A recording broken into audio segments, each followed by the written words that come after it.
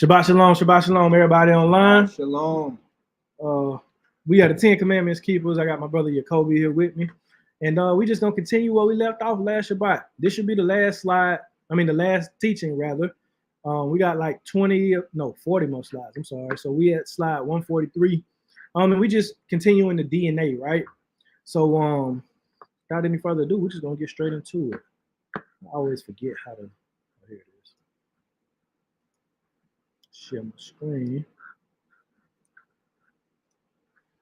All right, here we go. So just to kind of recap what we had went into, we went into the different haplogroups in the breakdowns, right? So we dispelled, and I just want to hit this specific point right here to kind of give a refresher, the out of Africa theory and how we have to reject that, especially with post-flood humans, because it goes against the biblical narrative. Now, I understand that you have a lot of different, especially like in the Egyptology and different things like that, that actually favors their point as far as the out of Africa theory, because they can say, well, everybody came out of Africa, which pre-flood, I definitely agree that that land of Eden, it contained Africa as well as the Mediterranean and all that, or the Middle East and Levant area as well, Mesopotamia. But the out of Africa theory is based off of the theory of evolution. And we know that's not true. So we kind of have to get out of that out of Africa theory and understand the biblical narrative. Genesis 8:4. The ark of Noah rested in the 7th month on the 17th day upon the mountains of Ararat. So that would mean post-flood civilization, we all come out of Eurasia. The Mount Ararat is located in Turkey. Turkey is situated between two continents, Asia and Europe. It'll be Eurasia. And, you know, I know a lot of people, when they hear Europe or something like that, they automatically associate it with Caucasian, which that is the origin of the Caucasian, but you have to realize as well, Black people ruled in Europe and came out of Europe as well, especially with the Spanish Inquisition and stuff like that. There was a lot of Black rulership in Europe. Blacks weren't just subjugated to Africa. We were in Europe, we were in Asia, and all of that type of stuff. So the biblical narrative, then we see that when they came out of Mount Ararat post-flood, that Nimrod, the son of Cush, he set up his kingdom in Babylonia, Sumer, Mesopotamia, right? This was the first civilization post-flood, or the first kingdom pretty much post-flood, right? And this was a Cushite kingdom. Cush means black, literally. So if Cush is black, right, and his son is Nimrod, Nimrod will be black, the son of a black man, the Hamites, right? So the very first civilization in Mesopotamia was a black civilization. So then we went into the biblical narrative as far as the genealogies, how it's with, you know, it comes through the father, and you have your Y-DNA haplogroup, right? And so we kind of went through the Y-DNA haplogroup, what it is, and then we went into the different splits of the haplogroup, how you can get 3 different branches, if you will, with the BT and the CT root split, right? And so we kind of see where A and B split, right? And they always stayed in Africa. It calls A and B the African haplogroup. It calls D and E the Middle Eastern haplogroup. So that means if you have haplogroup D or E, you're considered a Middle Eastern haplogroup, right? And that right there tells you pretty much everything you need to know. But then you also got haplogroup C, F, all of that, and that's the European haplogroups, right? Based off of the migrations. And so we see the different splits. And so based off of the different splits and where they migrated to and where they were historically found, it's only logical to conclude that the monophyletic, which just basically means the family or that grouping of haplogroups, A and B would be Hamites, traditionally in Africa. D and E would be Shemites, and CF would be Japhetic, right? Because of where they went to. So, you know, we looked at the haplogroup, the tree and everything like that. And so that's what we kind of went into. So what we were at, right, we kind of went over Japheth already, the CF, and where they went to, whether it was Europe or Melanesia and different places like that in the Pacific. And we can also see descendants of Japheth with or of the European haplogroup have darker skin, right? So Japheth, so that would let you know too, and that's logical. If Ham is black, Shem has to be black. Japheth has to be black, because you never seen a white person give birth to a black person. 2 white people never gave birth to a melanated person. But the contrary does happen all the time with albinos. Black people can give birth to white, white people, right? So we see that. So these would be Japheths. Then we went into the haplogroups A and B, talked about the Bantu expansion a little bit. And so where we were at 143, proving that Shem is haplogroup D and E. So next slide. I am going to, well, no, I think I read this one already. Let me see. I think I read these. Okay, I'm gonna start right here. So a group of people with Yap insertion migrated from South Asia, and Yap, that's haplogroup D and E, mind you, migrated from South Asia to Central Asia and reached to the Mediterranean. They gave rise to the E lineage. Oh. Okay. I'm sorry about that. All right, so a group of Mediterranean people with Yap, meaning D and E, migrated from South Asia, right? South Asia to Central Asia and reached to the Mediterranean. They gave rise to the E lineage with mutations at M40 and M96. The E lineage dispersed to Africa, Middle East, Southern and Eastern Europe. Lineage E1 predominantly over the entire of Africa and at a lesser frequency in the Middle East and Europe. This back migration, of people to Africa through the Levant is supported. So it's a back migration to Africa. Not that they originated in Africa, but they back migrated to Africa, right? Through the Levant. So that would mean that they don't have an African origin. Skip down a little bit. Yap haplogroup E migrated back to Africa with other Eurasian haplogroups such as lineage R1b. That's something I want to talk to you about too, the R1b, because you find a lot of them in Chad. Which is so interesting. Yeah. But what would they be though if their haplogroup R? Wouldn't that be Japheth lineage then? Japheth. Yeah. So isn't that ironic that in Africa, Central Africa, they have haplogroup R&B, which is considered Eurasian. That would be Japheth, and they're black. That's right. So now, in addition to the Melanesians and all those people who are melanated, dark skin, you also have in Chad, in Africa, R1b. So they would be Japhetic. All right. You said those are people who represent the original Japheth. Yeah, they would. Yeah, they would. Everything, and this is not any black supremacy, but being melanated is a dominant genetic trait. Being melanated because it protects you from the elements in the sun. One time when the earth was hotter, when the environment that they were facing, everyone had to have it. It was a layer. So it's just interesting because the fact that we have to always apologize and say we're not being black supremacists, right? But it's just simply the truth. It is, and that's just the reality of it. Yeah, that's just the reality. But so we have to, going forward, we have to understand that in antiquity, especially you talking about Sumeria, you talking about Egypt, people. There wasn't all of these fabrics and all this stuff to cover your skin, but they worked. Like when we see the Hebrews making bricks in Egypt, they didn't have shirts on. All they had was just that little thing to cover up the private parts, and that was about it. To cover up their loins. That's all they had. But they were out there. So how could it be that a European people, right, could work in the sun in Egypt, be slaves in Egypt, out of all places? Now, if it said they were slaves in Europe, Turkey, places like that, okay, I can understand that. But literally, they slaves in Egypt. They gotta be black. They gotta be melanated. Yeah.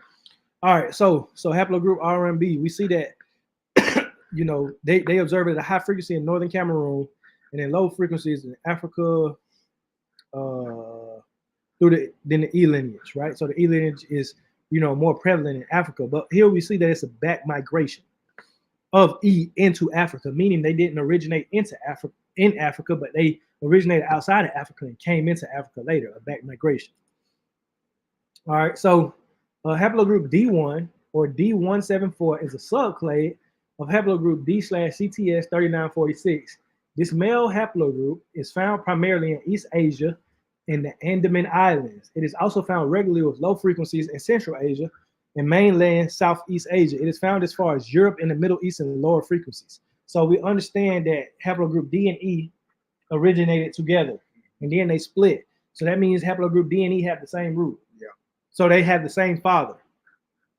And haplogroup D has never been in Africa, really. Like if it's found in Africa, it's found at a very low frequency, but it's found primarily in East Asia and the Andaman Islands. So that means when D and E split, D went south, E went east. East Asia. Wow. A lot of people in Tibet and different people like that have haplogroup D. You have, pale skinned Asians all the way to black skinned Indian Asians, whatever, with haplogroup D. Yeah, I mean, there's Asians, but if you look at like East Indians, those people are darker than us. Yeah, but they don't have haplogroup D or E. No? Yeah. Are those the ones that Hamitic lineage? Yeah. Well, they would either be Hamitic or Japhetic too. Okay. Some of the Dravidians, yeah, and then some of the other ones there. Because you got to realize, like, your haplogroup doesn't determine your color. That's true. Your haplogroup can't be off of what you look at. Yeah, it can't be. You see what I'm saying? You can have somebody with very pale skin with a haplogroup E, D, A, B, anything, and you can have somebody with dark skin that have haplogroup R. You see what I'm saying? Because you got white people with haplogroup R too. Yeah, that's right. You see what I'm saying? People in Chad, which is just so interesting. All right, so the Andaman Islands, what it just mentioned in this previous slides. Yeah. So let's go into the Andaman Islands. These are the Andaman Island people. Okay, yep. The Jawara tribes. Okay. They have haplogroup D. But look at them. You would think, if you didn't know that they live in the Andaman Islands, you would think they were a tribe of Africa somewhere. But they're not in Africa, never have been in Africa. But scholars will tell you that they came out of Africa. Why? Because Africa is associated with black. Yeah. But they have no historical evidence or anything, fossils of anything haplogroup D coming out of Africa. It's a theory. It's not fact. It's never been found there. And that's a lot of the brainwashing by the Western powers and how they do their histories. That the one you think Europe equals white, Asia equals kind of mixed, yellow, and then Africa is just dark. And this is the downside of, I think, Afrocentrism, where everyone thinks that everyone came out of Africa. Yeah, that's what I'm saying. The same ideologies they've given us. So we see dark-skinned Japanese people, and they say they came out of Africa. Yeah. No, they're not Africans whatsoever. Exactly. That's the thing. Like, and then, like you said, that Afrocentric, a lot of that Afrocentric thought just think black equates to Africa, but it's not. It's not so, because a lot of different tribes in Africa, some tribes who may be like, they may have some Negro features, like the Khoisan, but they're not really dark-skinned at all. No. They're not dark-skinned at all. Then you have like the Fulani. You have different tribes in Africa that have lighter skin. That's not just burnt black. Some Igbos are light skin. A lot of Igbos are light skinned. You see what I'm saying? So, and then also too, just because they're black, they don't have the same phenotype. Exactly. So you can find the dark Igbo or Yoruba, but then you compare them to like a Senegalese person, two different phenotypes. That's right. Then compare them to a Nilotic person, different phenotypes. Yeah. You see what I'm saying? And then the thing about it is that like, when you look at this, like we talked about before, when you talk with like other nations and they say black, they never can define what that is. Instead of just saying Negro. And when you say Negro, now you've been very specific, but black, the whole world is black. Because you got a lot of black people who don't have Negroid features either. You see what I'm saying? So Somalis are darker than us. People are Negroes. Even the Nilotics, like some of them. I mean, you can say the big lips and stuff like that, but when you think of Negro, you're specifically thinking of West African, and then Bantu. But even the Ethiopians don't consider themselves to be Negro or black. A lot of them don't, but they black. They got dark skin and they got some Negro features. So it just goes to show you that the racial classification is very flawed. Very pseudo. It's very pseudo. It's very flawed, and there's a lot of gray areas with different people who don't meet the exceptions of the rules. Like they'll say Caucasians, but they'll call the Europeans here Caucasians, but the Europeans here don't look anything like those who live in the Caucasus Mountains.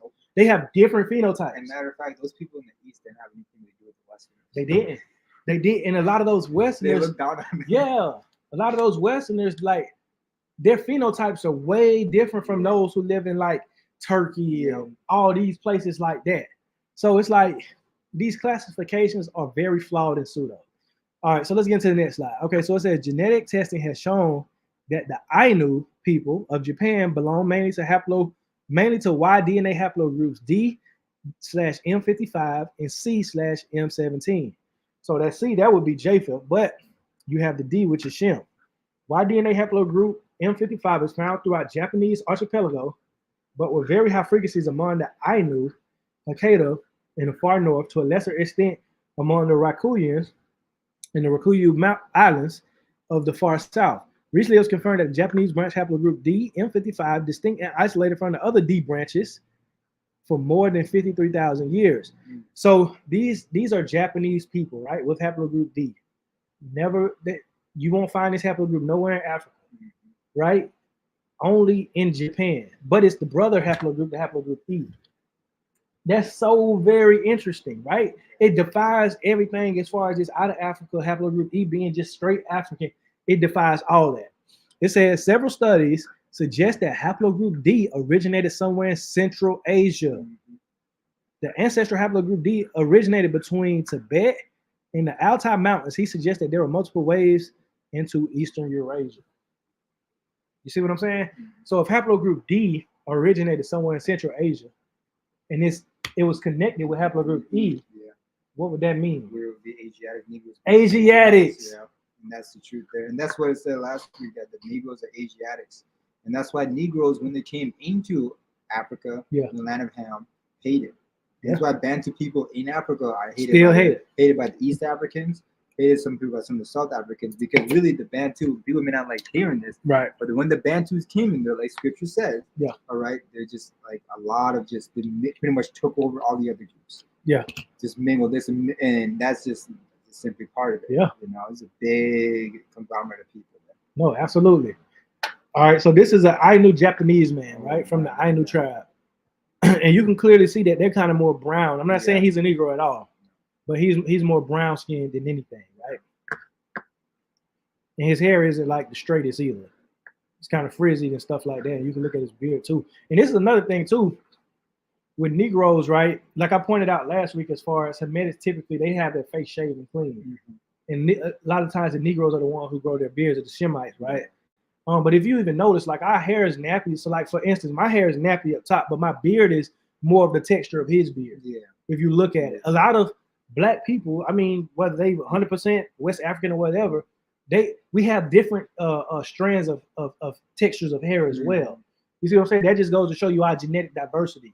We're not just all just nappy headed, beady. No, some of us have straighter hair, some of us have more curly hair, and you don't have to be mixed to have that. That's the fallacy of the pure Negro. Exactly.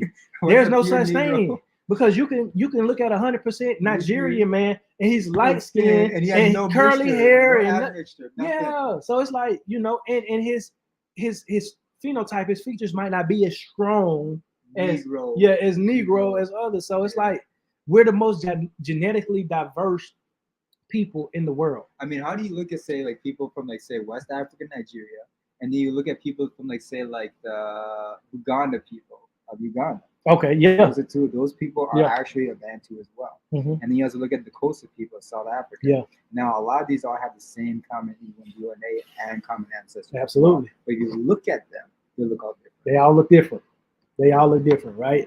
So that's genetics for you. That's why we can't get into this doctrine of, oh, well, if you're not Negro, then you're not a Hebrew, or quite the opposite, like a lot of the world sees it as well. A Hebrew can look a lot of different ways. If he has that Y DNA haplogroup, he is the son of Jacob. But, however, you did have a historical phenotype of Israelites based off of what we see in depictions of Israelites, which is Negro. You see what I'm saying? They were definitely Negroes. And a lot of those ancient populations were Negroes. But what happens? Mixing, different things like that. And then you also get more recessive traits as you breed over time too in certain areas when you're not the majority. You see what I'm saying? And ethnic genocide too. Ethnic genocide. Just take out complete populations of people. Exactly. All right. So this model would imply that both CF and DE-YAP evolved nearby but outside of Africa. One DE-YAP ancestor would have spread to Asia and evolved to haplogroup D, while another DE-YAP returned to the Northeast Africa, which is Israel, Egypt, all those places, Arabia, and evolved into haplogroup E. It is noteworthy that DE-YAP, meaning, because you still got people with haplogroup DE. Really? Yeah. So those that so D branched off, went to Eastern Asia, and then E pretty much kind of stayed with Western, went into Africa, essentially. But then there's a DE that stayed together. Yes. Who would these DE people be? Yeah. But they found in a low frequency, they've been detected at a low frequency in Africa. right? Because it's a rare haplogroup to have D and E together. Because how you get these different splits is through mutations, but not everybody's mutated. You see what I'm saying? So I haven't found who the population is with haplogroup DE, but it's found at a low frequency in Africa. I'm assuming it's found more in Asia, where you find haplogroup D. All right. The oldest DE haplogroup fossils are found outside of Africa. The Middle Eastern's haplogroup D and E split 42,000 years ago. Reconsidering the out of Africa concept is having not enough proof. This is the source right here, the Academy of DNA Genealogy. This is the source. It says the oldest haplogroup fossils are found outside of Africa. See, because this is the thing. Do you know the reason why they classify haplogroup as being African? Is because it's primarily found there today. It's not based off of fossils in archaeology. It's not based off of that. It's based off of where they see it at today. Even when you do your DNA test and it says, well, you're 100% Nigerian, it's going based off of the haplogroups that are currently there and the different genetic markers that are currently in that area, not the fossils or the history. So it's flawed when you try to sit here and just say, because they're found primarily in Africa, that means they are originated in Africa. I hate how they think that way, because you would never do that about anything else. Like, you wouldn't say that about the Native Americans. Never. In America today. Never. You know what I mean? You're gonna look at, like, say, modern Americans and say that that's how it's always looked like for the 10,000 years. Yep. I mean, come on now. Absolutely.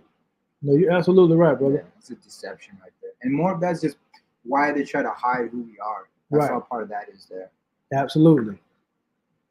All right. So, okay, this is another one. This is the maternal lineage right here. So based on the age of macro haplogroup L3, which is a woman, this is the maternal haplogroup from which all maternal Eurasian and the majority of African lineage originated. So it's saying that haplogroup L3, from which all maternally Eurasian and African lineages originated from L3.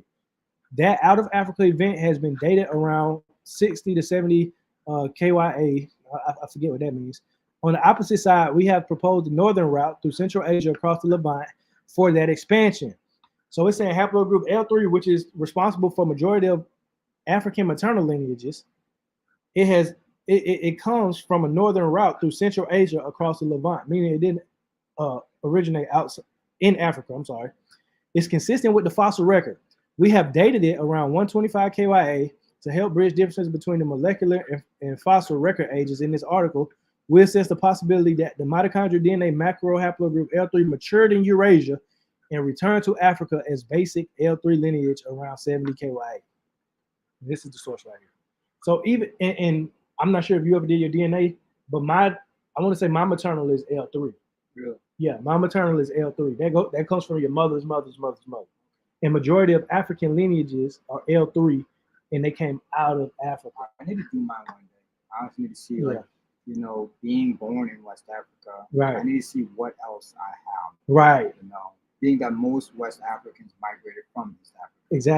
Exactly. Yeah. So that would be interesting, but it's probably gonna tell you like 100% West African or whatever. That's probably they just go by what's there now. What the genetic markers in the area that you're.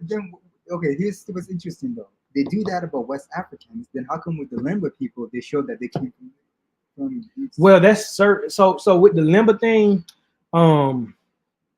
the DNA haplogroup that the Limba had in part of their tribe, it was a European haplogroup that the Jewish people have in theirs as well, that they consider the priestly class. So it wasn't E1B1A that they were saying was of the priestly class. It was of, I forget, it was like a haplogroup J or something like that. So they consider Coanine. So they put them in a European haplogroup. Some of them have it. Some of them have. That's very interesting. Yeah, some of them have it. Yeah, I want to say it's haplogroup J something, but that's where you get that whole Limba thing from. But it's like most of the Limba is E1B1A though, and that's where we kind of got that connection. Well, if they come from Israel and they E1B1A, but certain amongst them have haplogroup J, and so that's what the Jewish people consider the Coanine. Interesting. Yeah. So I want to bring this out too. So the reason why haplogroup L3 is so important is because the haplogroup L3 is directly correlated with haplogroup E lineages. They migrated together. So we know that haplogroup E is a Eurasian haplogroup. It formed outside of Africa, but haplogroup L3 also did as well, and they both back migrated into Africa. You see what I'm saying? Which makes up most of the Africans today, both paternally and maternally. All right, next slide. Underhill, 2001, proposed that haplogroup E may have arisen in East Africa. Some authors, as Chandrasekhar, accepted the earlier position of Hammer that haplogroup E may have originated in Asia, given that E is a clade of haplogroup DE, while the other major clade, haplogroup D, being exclusively distributed in Asia. DE is a clade within M168CT, with the other two major clades, C and F, considered to have a Eurasian origin. So there's no way of getting around it. The haplogroup E is Eurasian. It didn't originate in East Africa. It originated in Asia. All right. Interesting what ancient Asiatics look like then. I believe that the world powers are hiding a lot of those depictions because the people depicted themselves. Yeah. Like even when you looking in Egypt and stuff like that, depictions in Egypt, you could see where they whitewash certain things. Yeah. They went in there and they tried to lighten everything up, and purposely. I mean, shoot the noses off the Sphinx. And like, and think about them. What I despise about that is then they, oh gosh, this is what bothers me so much about European history and like how they write stuff. So they go in there, they shoot the noses off, they lighten them, and then they create these theories on why they shot the noses exactly off. It was because it was from spiritual. They believe that when they died, who shot the noses off? So there'll be like something in the later realms, stuff like that. They make that stuff up, but, so you kind of just have to go around. But who shot the noses off though? It was Napoleon. Exactly. Right. So that's what I mean. Like, the stuff they do is just like, I'm like, how do you shoot the noses off? And then start creating these theories of how the ancient Egyptians did when they did it. Exactly. And then people believe that garbage. Right. All these weird stuff. And there's a picture floating around of an artist who visited prior to the noses being shot off by Napoleon that drew a picture of it, and it shows the nose is Negro. I don't know if you ever saw that picture. You saw it? I've seen how some of them look like big Negroid and stuff like that. Because even if you look from the side, the jaw is what they would consider prognathous, which sticks out. And European, they're, especially when you look at the cheekbones compared with the jaw, you could tell that they would look more like the that Sphinx, what they shot the nose off, it would look like a Nilotic person. Oh, okay. Yeah, that's who it would look. It would look like a Sudanese woman. Okay. You see what I'm saying? So yeah, that right there, man, is crazy. But next slide. So this is just basically hammering the point of haplogroup E. E-carrying males are thus proposed to have back migrated from the paternal haplogroup's place of origin in Eurasia around 70 KYA, along with females bearing the maternal haplogroup L3. So L3 and E both originated in Eurasia, which the study also hypothesizes to have originated in Eurasia. These new Eurasian lineages were then suggested to have largely replaced the old autonomous male and female African lineages, A and B. You see what I'm saying? With the Bantu migration. All right, Natufians. You ever heard of the Natufians? Yes, I've heard of them. All right, so let's get into the Natufians. The Natufian culture refers to the most hunter-gatherers, so that the ancient people of Levant who lived in modern-day Israel, Jordan, Lebanon, and Syria, approximately 11,500 and 15,000 years ago. Of course, we know these dates aren't true, but because they're dating, how they date stuff is wrong. And it's also out of accordance with the biblical narrative as well. But it says they were among the first people to build permanent houses and cultivate edible plants, right? So meaning they were kind of the first generation to transfer from hunter-gathering to more of an agricultural-based living, right? The advancements they achieved are believed to have been crucial to the development of agriculture during the time periods that followed them. The Natufian culture was discovered by British archaeologist Dorothy Gerard during her excavations of the Shukba cave in the Judean Hills. So this was in the territory of Judah, on the west bank of the Jordan River. Prior to the 1930s, the majority of archaeological work taking place in British Palestine was biblical archaeology focused on historic periods, and little was known about the region's prehistory. So you see what happens when the Europeans, they start to go around, they start digging. I'm gonna show you what they find. So the Natufian culture, they were basically one of the ancient cultures to start introducing the flat bread, likely unleavened bread, and somewhat resembling pita bread, was fashioned from wild cereals such as barley, einkorn, oats, as well as tubers from an aquatic papyrus relative that had been ground into flour. It was made by the culture called the Tufians, who had begun to embrace sedentary rather than nomadic lifestyle, and was found at a black desert archaeological site. So we can read in Exodus 13:6, Leviticus 23:6, where the Most High is commanding the Israelites to make the unleavened bread, the feast of unleavened bread. Canaanite cultures, we can't accept. So people could say, well, the Natufians were ancient Canaanites, but the ancient Canaanites, they weren't making unleavened bread, flat bread. You see what I'm saying? Ancient Canaanites were really just far gone. Everything that they, the way Scripture described them, exactly, they're doing every vile thing that we can hear about. Exactly. And then it also talks about how the Natufians, they transitioned from being nomadic people to building homes and different things like that. Semites have always been nomadic people. Abraham was nomadic, Isaac and Jacob was nomadic. You see what I'm saying? And then Israel was nomadic when they left out of Egypt because they camped in the wilderness. That's right. See what I'm saying? And in the wilderness where they made the unleavened bread. And a lot of nomadic people today are now. Exactly. A lot of them. Africa and Arabia. That's right. All right. According to ancient DNA analysis conducted by Lazardis in 2016 on the Natufian skeletal remains from present-day northern Israel, the Natufians carried Y-DNA paternal haplogroups, E1B1B2, which had these genetic mutations, which is E1B1B, at 40%, haplogroup CT, right? And we know what CT, DE descends from CT, right? At 40%. And then you have haplogroup E1B1B, which is the predecessor of E1B1A and E1B1B. And this was what I had wrong, that I was always thinking that E1B1B was but it's actually not. It's not. It can't be. That E is still that Shemitic lineage. It has to be if we're gonna go based off of logic and monophyletic facet, the same root, same people, same origin. So it have to be. So then, when we have people in East Africa, the E1B1B, those are just other Shemites. They would be Shemites, exactly. They would be Shemites. So that means most of Ham is honestly not in Africa anymore. Most of them are, but they're not in majority in Africa. Oh, okay. You see what I'm saying? Because you still got those A and B haplogroups. That's true. But you notice those A and B haplogroups, they traditionally stick to their ancient customs. That's the Khoisan, the Pygmies, a lot of the Sudanese. You see what I'm saying? So they are in Africa, but they're more of the ones who, because the haplogroup, E haplogroups, they bring different cultures into Africa. That are not traditionally African. They were more advanced. They were more advanced, exactly. But this right here is another smoking gun. The Natufians in the land of Israel. So this puts haplogroup E1B1A right in Israel. Although it's talking about haplogroup E1B1, but we know haplogroup E1B1B and E1B1A come out of haplogroup E1B1.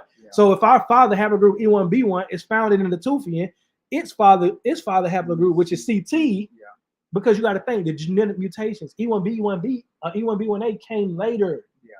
It came later. This CT, DE, E, correct? Yeah. So that's how because CT. So you got the BTCT. Then you got that split A and B. Then you got CT, DE. Then you got that split CT and then DE. Okay. And then you got D and E. And then you got E1B1A, E1B1B.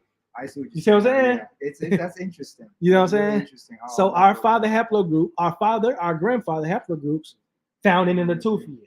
Because at this time, E1B1A probably wasn't around yet. E1B1A is younger than E1B1B, which would suggest E1B1B would be the Ishmaelites. Or you see what I'm saying? I never thought. But I'm gonna go into some sources. Just wait. I'm gonna go into some sources. Because you notice E1B1B is found primarily in northern Africa, even in Levant. You find a lot of E1B1B. That's right. And even all in Europe and Turkey, Eurasia, you find E1B1B. But then when you look at the Arabs, the ancient Arabs and their conquest, they were warlike people. They went in conquest, but I'm gonna get into it. But Ishmael he had 12 children as well. Exactly. So E1B1A descends from E1B1. At that point, E1B1A probably wasn't even around. How does Esau take a part in this? Being that Esau's lineage. So I'm gonna tell you something. Esau would be E1B1A as well. He would have to be. Yeah. because Esau and Jacob are twins. Brothers, yeah. Now he might have a mutation with everyone else though. Yes, but they're paternal. But the paternal. He would be whatever Jacob haplogroup is with a minor mutation. If Ishmael is mainly E1B1B, then right? Ishmael would be. And of course this is a theory, but I have evidence to back why I say that. Right. So is that door unlocked? Yes, unlocked. Shalom, mother. Sorry, we were doing a teaching.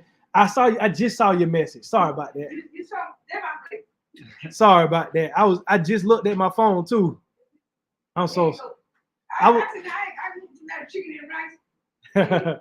And they ain't my chicken out there. These are my plate. Okay, I'm sorry about that. I just saw your message. Okay, go take care. All right, you too.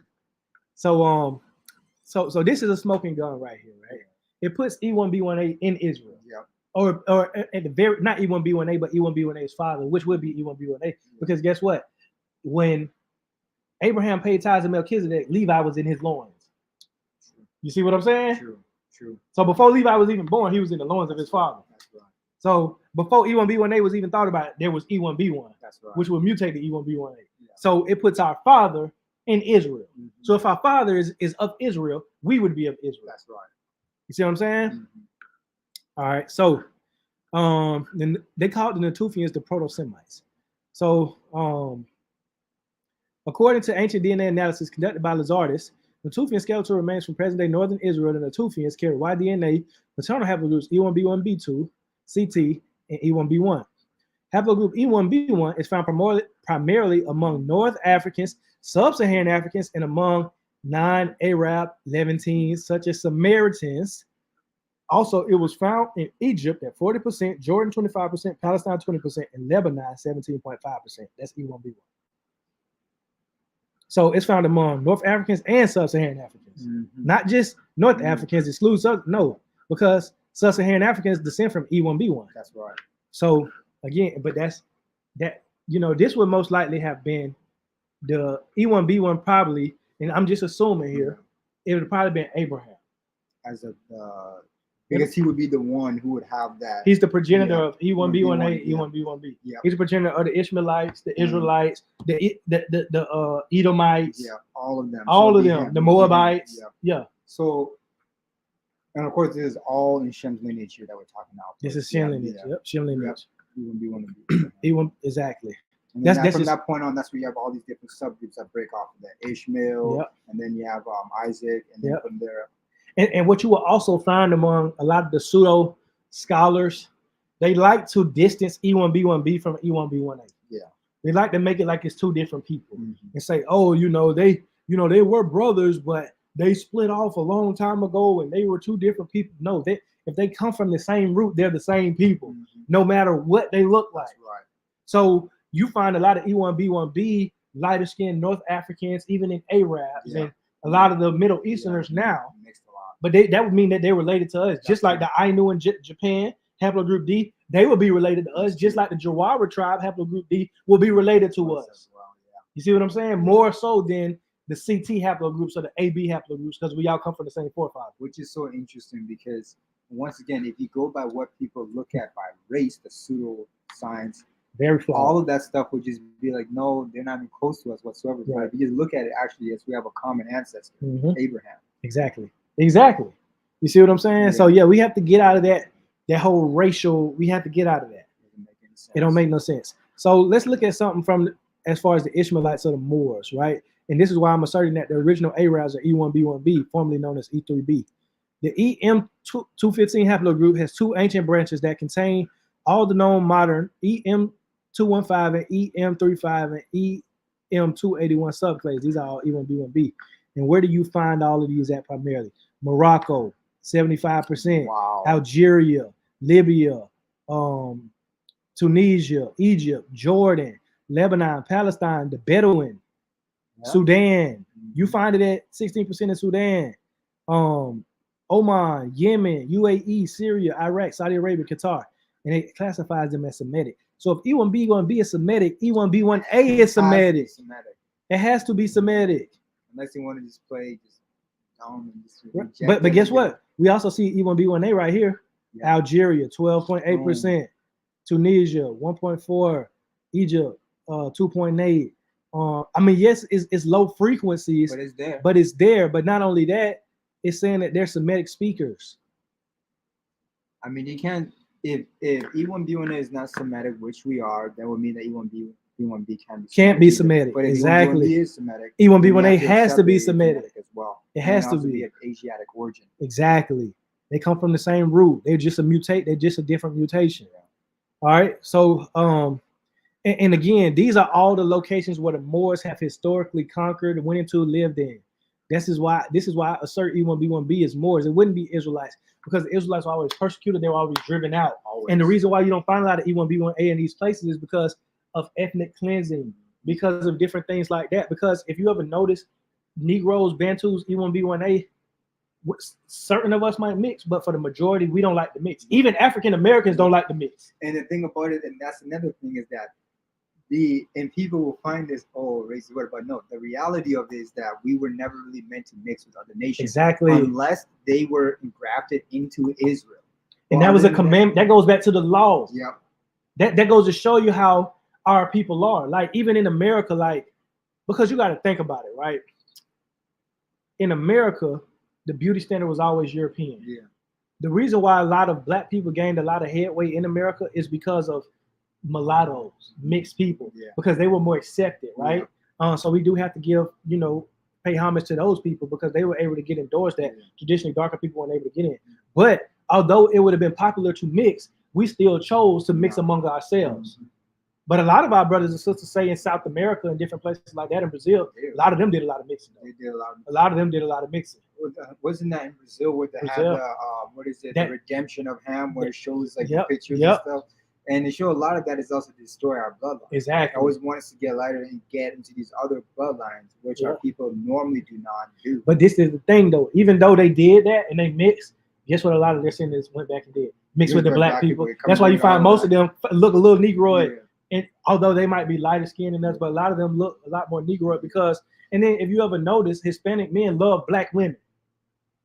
Hispanic men love black women. That's true. You know what I'm saying? I got a lot of women in my family, married Puerto Rican men or dated Puerto Rican men because they love dark-skinned women. Yeah, because they have African in their DNA. Yeah. And that's I talked with a brother from Argentina, and he was claiming Bantu, but he was like very light skin, like looked like Caucasian. Yeah. But he claimed he's Bantu, and I said, how so? Well, he has his grandmother was Bantu, pure Bantu. Yeah. He said, I'm not a pure Bantu like you, but I am Bantu. Yeah. And I said, it shows you in there that there is a group of people in these different places that know that history, and they try to go back into the Bantu bloodline. Exactly. Yeah. Very interesting. Yeah, very interesting. All right, so this is also more evidence. This is a chart just showing basically the haplogroups found in Morocco, and E1B1B, I'm sorry, is found at 93.8% in Moroccans, which would be considered the Moors and the original Arabs, right? Now, although a lot of them are lighter skinned, we know why that is because of the different admixtures, but they still have haplogroup E1B1B because a lot of the Muslims conquered a lot of these places, right? And they spread their seed, which would have been E1B1B. That's right. All right, next slide. EM215 and E1B1B are the currently accepted names found in the proposals of the Y chromosome consortium for the clades defined by mutation M215 and M35 respectively, which can also be referred to as EM215 and EM35. The nomenclature E3B and E3B1 respectively were the YCC defined names used to designate the same haplogroups. In older literature, with EM315 branching as separate subclades of E215. So this basically just saying E1B1B, they classified as E3B or E3B1. So here you have E1B1A versus E1B1B, where they're primarily found at. The Ishmael, the Beja people? Yes. So did that be that E1B1B Ishmael lineage, you think? E1B1B, yeah. Yeah. Yep. The Beja people, yep. In Ethiopia, right? The Ethiopia Sudan area. Yeah, Ethiopia Sudan actually, where you see a lot of them there. Yep. And I look at them and I'm like, they look similar kind of to us, kind of sort of, but they're not obviously like us. Yeah. But I'm just thinking, looking at this and thinking about this, I'm like, this is probably a lot of Ishmael's children. And I'm gonna tell you something too. it's a source. Early, I forget who's the author of the source, but it says that the Beja people are perfectly Semitic. I forget. I'll go back to. I want to say it's Maurice Fishburne or something like that. But it said the Beja people were perfectly Semitic, and you can see that they still a Negroid. Not, of course, not like you say like Bantu, but they have those Negroid features, nappy hair, different things like that. But you can find people in West Africa that look just like that. You can find people in the Yoruba, Igbo, Fulani look just like that. You can find people in America, African Americans that look just like that. You see what I'm saying? And the thing about it is, like, if you go in, like, if you look at West Africa and you just look at the people there, look identical to African Americans. Yeah. And I'm just like, the people who are like deny that they're African, I'm like, just look. Like, yeah, because they want to say, well, we Native Americans and this and that. When you might have some Native American ancestry, I'm not doubting that. Yeah. But bruh, if I put you in West Africa, if I take you to Nigeria today, and you don't say a word, you put on all the garb, they gonna think you one of them. Exactly. They won't be able to tell you just they won't be able to tell the difference. And this is why I hear like some racist people say that. They're like, we're not them. They don't look anything like them. What do you mean they don't look anything like you? They literally, they're like, we got someone to say you look different from them because you have the Eurasians mixed with them. Garbage. Yeah. Garbage. They look just like you. Yeah. Yeah. And this is the thing. You can have an African American that mixed with a European that look just like them. Mm-hmm. You see what I'm saying? The admixture don't mean nothing. Because again, we come in different phenotypes and different looks. But here we have a representation of E1B1A and E1B1B on the continent of Africa. So you find E1B1A, Madagascar, West, South Africa, right? And you have haplogroup E1B1B, which you find they overlap. They overlap in some places, South Africa, along this coast right here, this eastern coast of Africa. But you find them more primarily in North Africa, even in Arabia, Europe, Spain, and a lot of these places as well. E1B1B, but you find E1B1A primarily concentrated West Africa. But that will go to show you because, again, Ishmael has always been a warlike people. They've always conquered people, right? So that would make sense that they wouldn't be driven out of the lands that they traditionally stayed in. But Israel was always being persecuted and they were always fleeing south. This would be consistent, especially with the Roman wars, with the Babylonians, because even when Nebuchadnezzar was coming up against Israel, Judah, what were they doing? Fleeing down to Egypt. Right? Jeremiah was telling them, don't go to Egypt. Because even you and again, that goes with the prophecy. From beyond the rivers of Ethiopia, my dispersed. Beyond the rivers of Ethiopia. Right there. And that's where most of our people are right there. And then of course those who are taken during the transatlantic slave trade, the Arab slave trade to the east. Exactly. And I mean, to the people who watch this, how can you continue to deny it? I mean, the scripture says it. The evidence of the DNA shows it. Yep. We're going through everything there. It's like to deny these facts still is just to trying to reject it. You're reject history. Yep. Exactly. Like you just really deceiving yourself, right? Just and like for what purpose? What gain are you gonna get out of that? Yeah. To deceive yourself.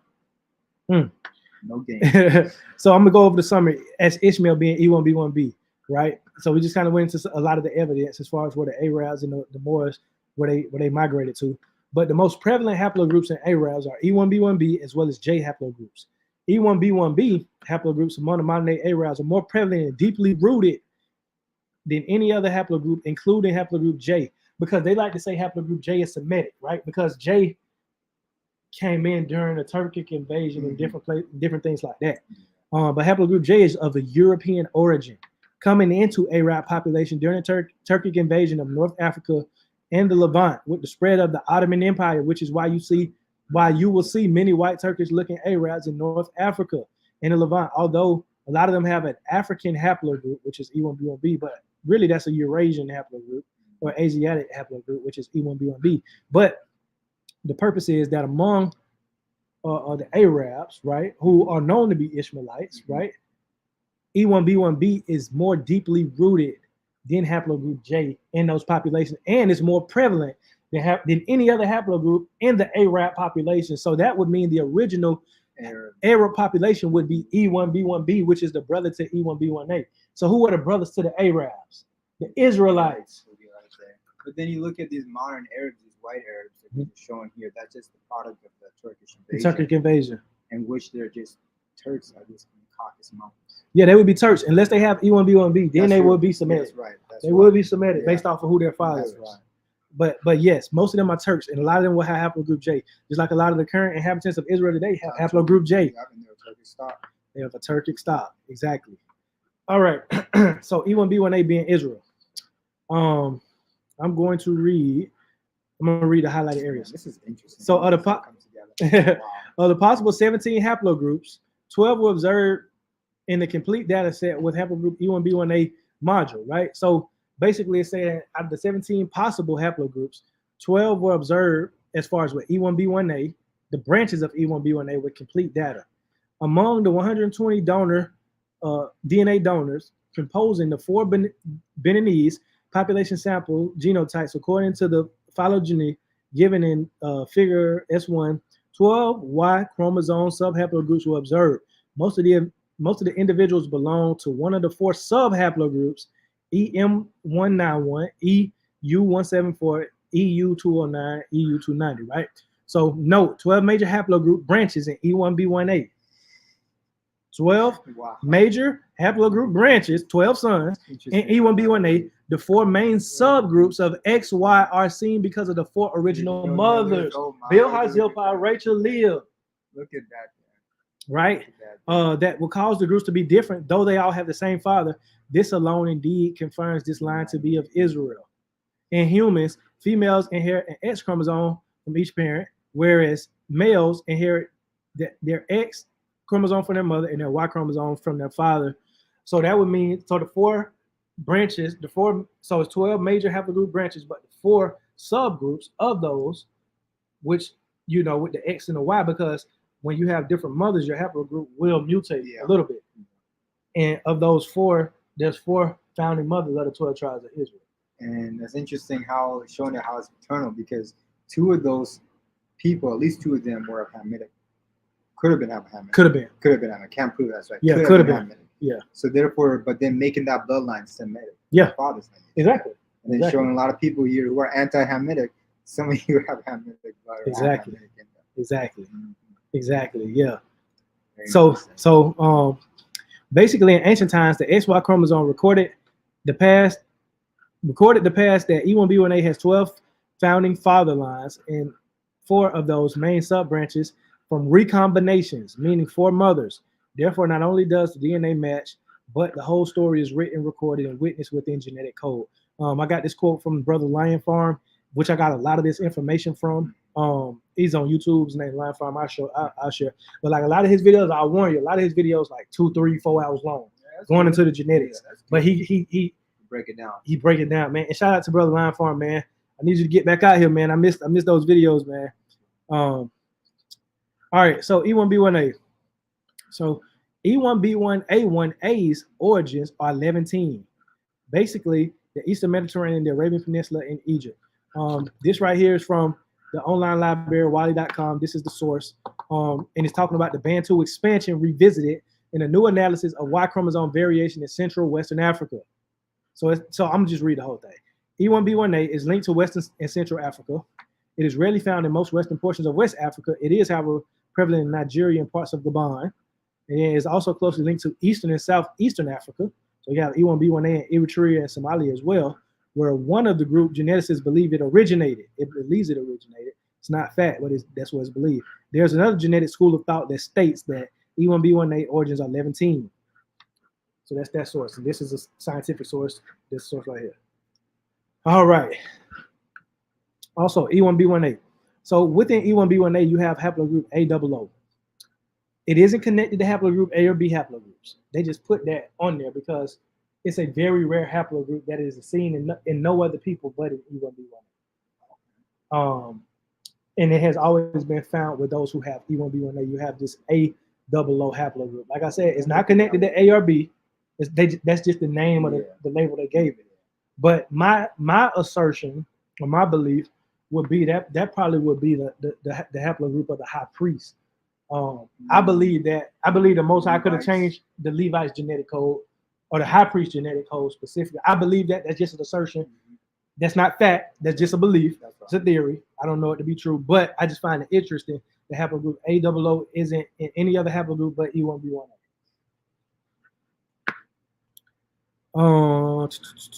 All right, E1B1A, not to be confused with haplogroup A and B. The name AOO might as well be called the Holy Line. So it might as well be called the Holy Line because it's not connected to any other line, which is technically impossible unless this was a sign from God Himself, right? So haplogroup AOO, not associated with haplogroup A or B, might as well be called the Holy Line because it's not connected to any other line, which is technically impossible. So meaning, although it's found amongst those in populations of E1B1A, it doesn't descend from E1B1A. So interesting. They don't know where it descends from. It's like a genetic, it's a phenomenon. They don't know. Popped up out of nowhere. So that's why I would say the high priest's lineage. It could be. I mean, very likely because the high priests are the only ones that could go in the temple and really speak with Yah. Exactly. And no one else could do that. No one else can intercede. No one could do that. Yep. No one can intercede. And their entire job was literally to just do that. And you see what happened when certain kings like Jeroboam tried to take priests of other lines, like the tribe of Dan and different places like that. And you see how that happened and that backfired because the Most High set the Levites apart for a specific reason, right? They have no inheritance. They have no inheritance. So that's why I wanted to bring that up. That was interesting. This is another. Determined that the deepest split in the Y chromosome tree was found between two previous reported subclades of haplogroup A rather than between haplogroup A and haplogroup BT. Later group AOO was found outside of the previous known tree. So outside of the previous known tree with the splits BT, CT, haplogroup AOO was found. The rearrangement of the Y chromosome family tree implies that lineages classified as haplogroup A do not necessarily form a monophyletic clade. Haplogroup A therefore refers to a collection of lineages that do not possess the markers that define haplogroup BT through A. Haplogroup A includes most distantly related Y chromosomes. So basically that's just saying that haplogroup A and what they coined that it's not connected to the traditional haplogroup A which split with the BT and CT splits, but it formed later on and they don't know where it came from because it's outside of the previously known tree. So this could possibly be a priestly line. This is my favorite part, right? So E1B1A being Israel, right? These are the evidences, right? So we saw that break down the 12, paternal, and then you got 4 subgroups within that 12, right? That's written in genetic code. But Sao Tome. That's amazing, honestly, how the DNA shows that the 12 different groups and then it has this board. It's like it's the Most High. See, that's why we have to go based off the biblical narrative. We can't go based off the narrative that suits our needs. Yeah. Because if this was haplogroup J and it was Semitic, then I would say, hey, that's or I'm Hamitic. I have no problem with being a Hamite. I have no problem with being a Japhetic. But let the truth be the truth. If I'm Semitic, I'm going to say I'm Semitic. Yeah. That's what I'm going to claim. There's nothing wrong with being Hamitic because Ham was the father of his sons created the first civilization. There's nothing wrong with being Japhetic because all of the Japhetic people are not evil. No. You see what I'm saying? And some of them are melanated. And there's nothing wrong with being Shemitic. But everybody can't be Shemitic. No. That's the thing. Everybody can't be chosen. Everybody want to be chosen until it's time to reap the consequences of turning against our Elohim. And then now the curses are coming after us. But everybody want the pinnacle when we get in the blessings, but nobody want the curses.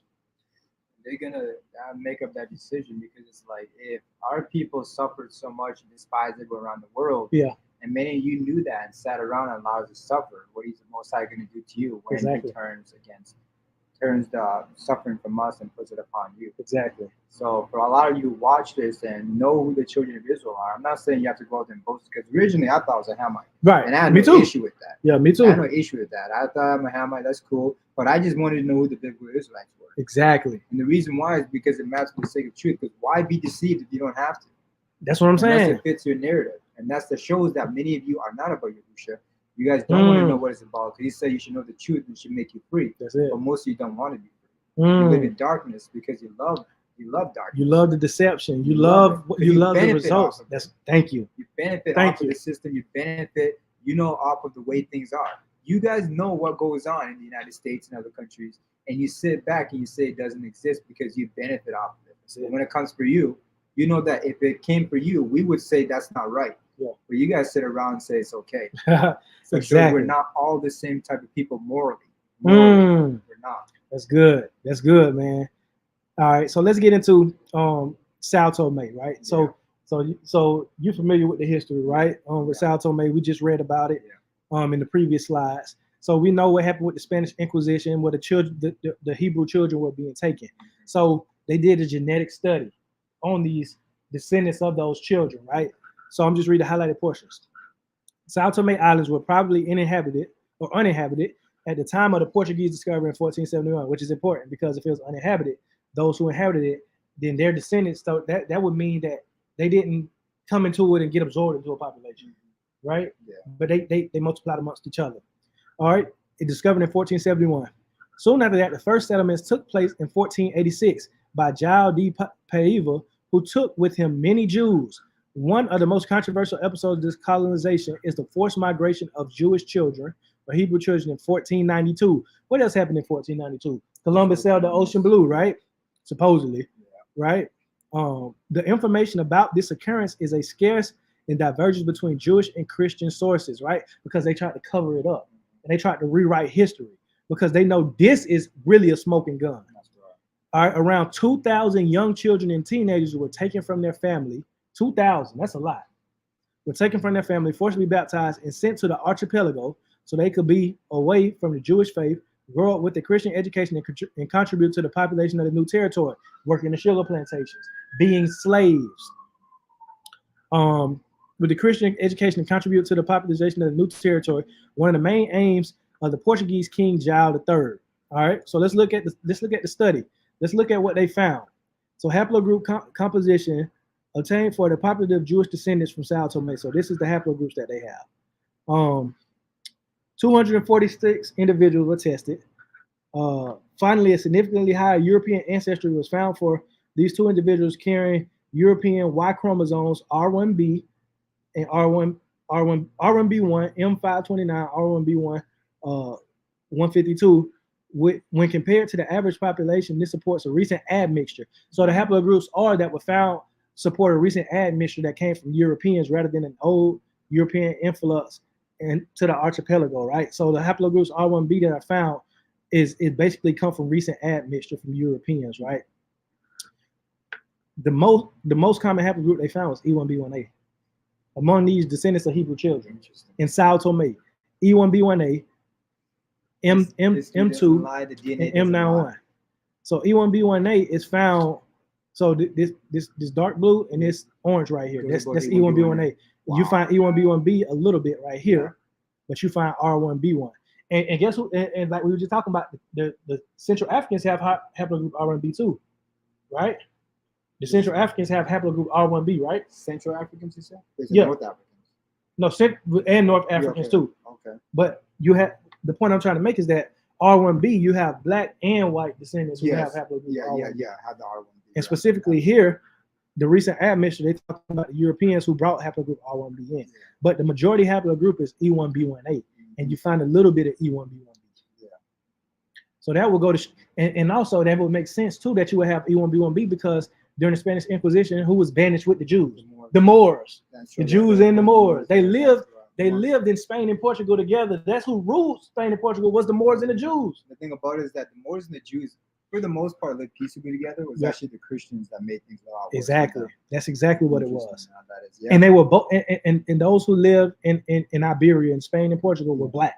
Yep. They were black Moors and black Jews. Absolutely. All right. So here, and this is a smoking gun right here. This is admitting that the Hebrew children taken from Spain and Portugal, and their descendants were the ones who came from Babylonia, who Nebuchadnezzar originally sent to Spain and Portugal. When they overtook Jerusalem, they sent Israelites into Spain, and then the second wave came after the Romans destroyed Jerusalem in 70 AD. Then they took some more Hebrews, and guess what? The tribe that came from the most?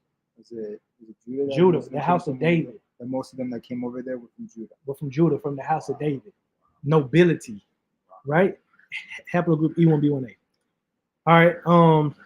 Phylogenetic tree of Y chromosome haplogroups found in Sao Tome and Principe population. The most frequent haplogroup found is E3A at 84.2% E1B1A. Also the most widespread clade in sub-Saharan Africa, and by far the most frequent one in West African populations. The particular spatial distribution pattern of E3A or E1B1A is associated with the agricultural expansion of the Bantu speakers E3A defined by M2 mutation is most common among Angolaires, the Foros ethnic groups. The clade reaches 80% among the Senegalese. I'm sorry. So basically, these are all the different populations where E1B1A is found. The second most common haplogroup in Sao Tome and Principe is R1b, typical haplogroup from Western European, most likely carried by Portuguese settlers, suggesting their genetic contribution to this population. So haplogroup E1B1A is found at 84.2% amongst these descendants of Hebrew children that were taken during the Spanish Inquisition. All right, we almost done, but I want to get into my DNA, right? So this is my DNA, right? 23andMe. So as you can see, I got 15% of European admixture, right? Most of my genetics come from West Africa, mainly Nigeria. So Nigeria is where I get most of it from. Then Ghana, Liberia, Sierra Leone, Senegambian, broadly West African. Then I also have some Congolese / Angola. But then you also see the British and Irish. And I know where this comes from because I had a 5-time great-grandfather who was a slave master. You know what I mean? Yeah. So that's where that comes from, that European. And that's some people would use that like as arguments to say, well, you have Europeans in you, so why aren't you such a fan of them? It's like, well, how did that European bloodline get there? Yeah, but not only that, if you were to look at me, you wouldn't know I had European in me. Yeah, you wouldn't know. See, that's the thing. Like, if a European man or woman has a child with a black man or woman, you're gonna look at that child and know automatically that child got black in there. That's right. But if you look at the average black person in America, you don't know how much European. Yeah. You see what I'm saying? Yeah, like some of them have it in there, but it's just so many years of then. It's easy for everything to turn back to the dark skin. Yeah. They said that dominant gene. Exactly. Like, that's just the reality. Exactly. If you think about it, you have like 3 generations just mingling with just Caucasians, Asians, stuff like that. And you have one time we had like a black male. Yeah. it can go right. It go right back. Like it never even. And don't let that mixed child go and have a baby with a black person. Because then the baby 75%. Now you can't even tell. You see what I'm saying? Going right back. So we can come back in 2 to 3 generations. It take them 5 or 6. Yeah. All right, but here's my DNA right here, and we almost done. So of course you would assume I got E1B1A because of West African, right? Which is true. But my haplogroup, my paternal haplogroup, this is basically the story of my haplogroup. This is the out of Africa theory. Yeah. It theorizes that haplogroup A, which is where all of the haplogroups descend from, as we just seen, we don't descend from haplogroup A. There was a split, BTCT. We know that, right? But then it goes into haplogroup DE. What about CT? It skips CT. You see that? Yeah. See, because again, their science is flawed. But however, I'm just getting the genetic study. So DE, then you got the split. EM96 was split, right? And then it's saying you going out of Africa. Yeah. But it's saying I started in Africa and then went out, and some of them went out of Africa, which is not true because we just went because D, there's no evidence to suggest that D was ever in Africa. Nope. So we know that to be flawed. And they even said it was Asia. Yeah, Asia. Haplogroup D and E arose outside of Africa and in Asia and went into Africa. So we know that these are people with PhDs. Oh yeah, geneticists, all this, and they know they're lying. But some of them who publish these studies, they know it not to be true. Yeah. That's why they publish these studies or refuting these claims. Okay. But this is just the popular, status quo. What's accepted now. Right. So my DNA paternal haplogroup is EZ6015. Right, which is E1B1A1A1A1C2C3A1B, right? But they just summarize it EZ6015, and it said my haplogroup was pretty rare. It's found even with a European paternal ancestor, it still came back at E1B1A. No, that the European is not my paternal ancestor. Oh, okay. No, it's on my father's mother's side. Okay, not my father's father's side. Okay, I was gonna no. Usually it wouldn't come out. Yeah, no. My father's mother's side is where that admixture came from. Yeah. So her brothers would be of a different haplogroup. It wouldn't be E1B1. What do you think it would come out of it? I don't know. It'll probably be a J or R or something like that. Yeah. But this is my haplogroup, EZ6015, which 23andMe told me was rare amongst basically a lot of the people on 23andMe. It said it was a rare haplogroup. So this is the family tree DNA that's the story of EZ6015, was my paternal lineage. It says it was formed when it branched off of ancestor EZ6013, the rest of mankind 38,000 years ago. Blah, blah, blah. There are 8 DNA tested descendants, and they specified that the earliest known origins are from Gambia, Morocco, Spain, and one other country from unknown sources. So we know Spain, but then also Morocco. As well. Yeah. Morocco, right? All right. So because when I was doing this, I was like, man, because I'm thinking like, okay, it originated in West Africa, my paternal haplogroup, it had to. But then I saw this and I'm like, Morocco, Spain, okay. So there's a thing called genetic homeland tool, right? So the genetic homeland tool offers the location where one's ancestors lived for hundreds, if not thousands of years. So basically where that Y-DNA haplogroup originated at and lived for hundreds, if not thousands of years. Where is this at?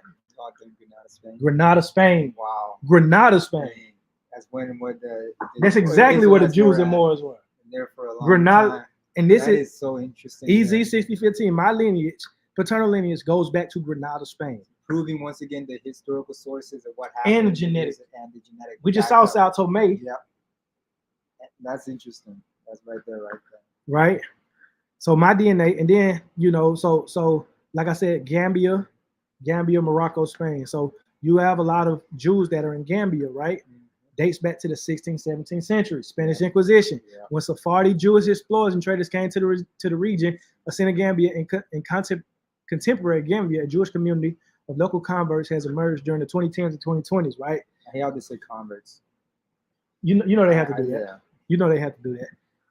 So basically, you have communities in Gambia that have been arising saying that we descend from these Sephardic Jews, right? And a lot of these is, these are a lot of the tribes, but back then they called them Luso-Africans. Yeah. But we know that these people were black who came into West Africa, who were banished to West Africa. They had to be black, because why would they be taking them to West Africa if they were white? This makes absolutely no sense, because we know that the modern Israelites and stuff like that are of the R1B lineage. Yeah. Okay? But then they say the children of these marriages commonly known as Luso-Africans were mixed-race children. It says, however, the Jewish men sometimes married Jollof women and had mixed-race children. So guess what? That would be an R1B. That's what I'm saying. Or R1A lineage. See, but that again, it's pseudo. It's pseudo. It's just so. And then if you're saying that if those Jewish people were not Negroes, because so you telling me these were white Jews that had haplogroup E1B1A that mixed with these black women, and the children still had E1B1A like the other people around them. It don't make no sense. It's the foolishness You see what I'm saying? And then you also have Jews in Senegal as well. Yeah. That I'm not sure if you ever heard of the Jews of Bilad al Sudan, right? But you also have them in that area too. In Senegal and in Gambia, they right there together. Right? Wrote about them. You say what? I think Lou Africanus wrote about He did. Yeah, I believe he did. Yeah. So we went through Bible prophecy. We went through ancient depictions. We went through historical sources. We went through the genetics. And then finally, I tied it all together by showing my DNA, which was consistent with the historical accounts as well as the genetic accounts that we went through, confirming haplogroup E1B1A is Semitic and it's Israelites, right? So with that, we are done. I just want to give some special shout outs to the contributors of these sources, where I got a lot of these sources from. Brother Dante Fortson, Hebrew Nation Building, Will Son of Yah, Lion Farm, Benaiah Israel, A Testimony in Jacob, Prophecy 101, Pastor Kelly Richardson, Teo Ministries, Watchman Reports, and Dr. Yahushua Ben Ephraim. These are a lot of people who contributed to my research and kind of, sparked me to get to the point of researching and finding these things and brought a lot of these sources out. So I want to say thank you to those brothers. So there we have it, identifying Israel. We got the sources. We backed up the sources. We went into everything that you could possibly go into, and we concluded that we are the people of the book, right?